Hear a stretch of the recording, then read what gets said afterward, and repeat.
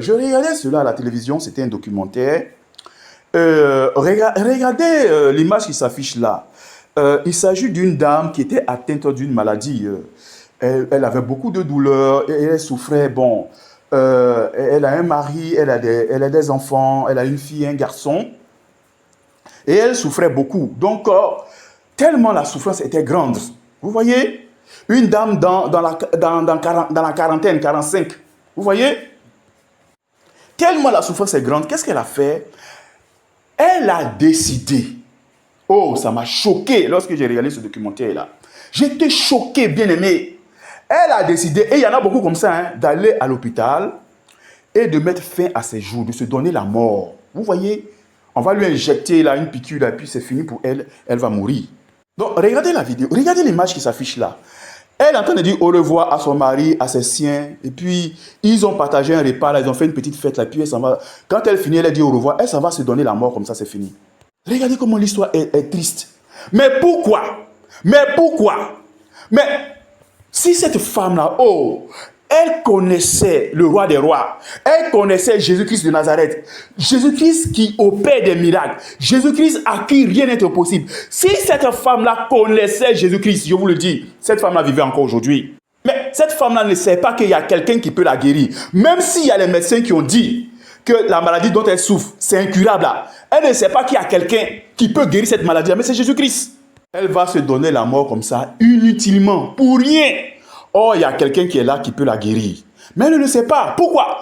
Les chrétiens n'évangélisent pas. Si elle avait eu la chance de tomber sur un vrai pasteur, un vrai enfant de Dieu, oh non, frère, cette femme, elle sera guérie de la maladie. Mais bien aimé, lorsque nous allons prêcher dans les hôpitaux, moi et ma femme, mais on est tombé sur des cas. Souvent, les gens étaient dans le coma, à la limite de la mort, mais ils sont revenus à la vie. On a traversé les gens qui avaient des foies pourris.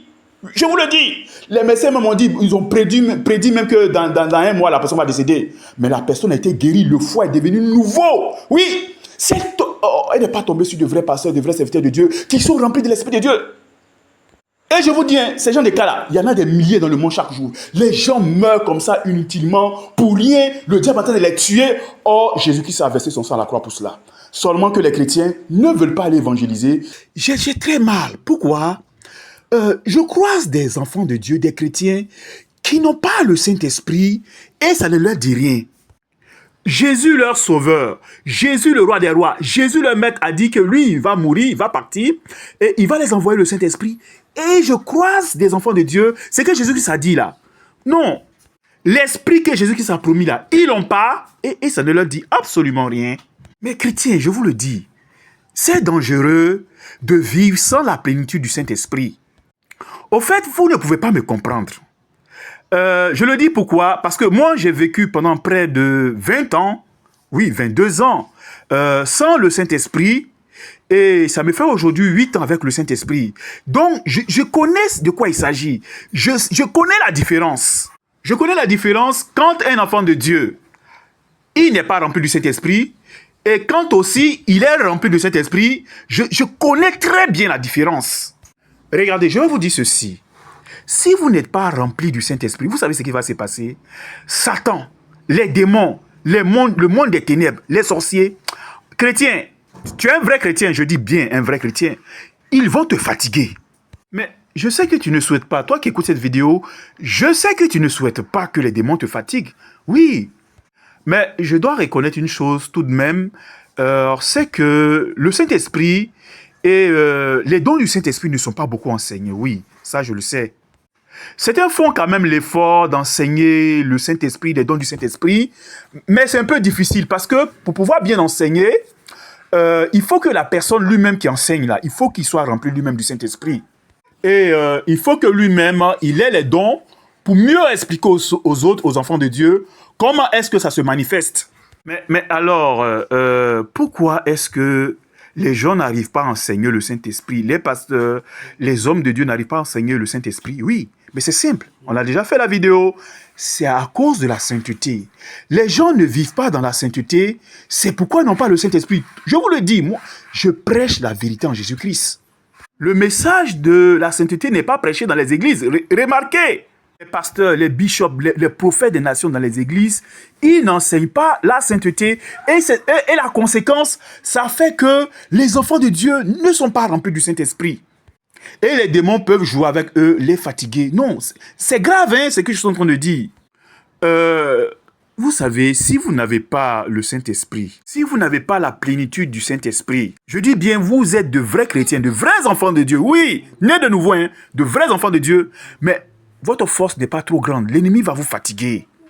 On revient toujours à la case de départ. Mais c'est avec le Saint-Esprit, mais c'est le problème de la sainteté.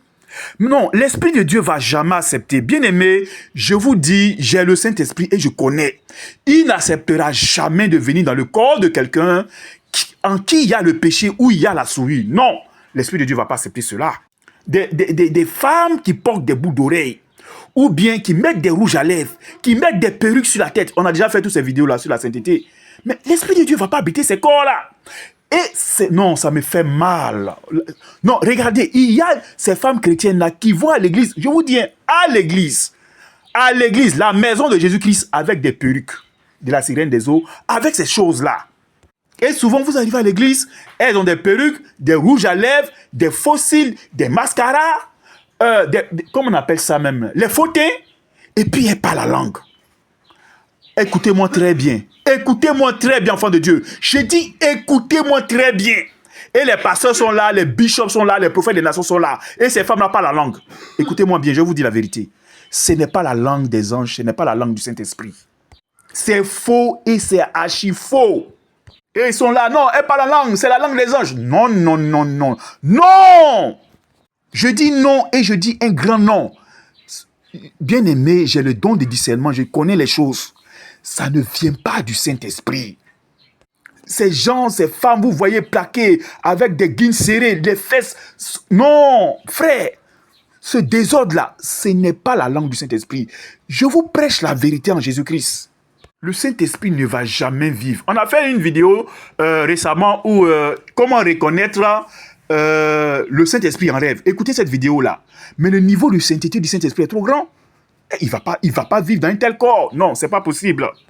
Enfants de Dieu, vous devez rechercher le Saint-Esprit pour mettre fin aux œuvres des ténèbres. Si, non, un enfant de Dieu a le Saint-Esprit, cette dame, je vous dis, qui allait pratiquer ce qu'on appelle l'euthanasie, se donner la mort, mais elle ne va pas mourir.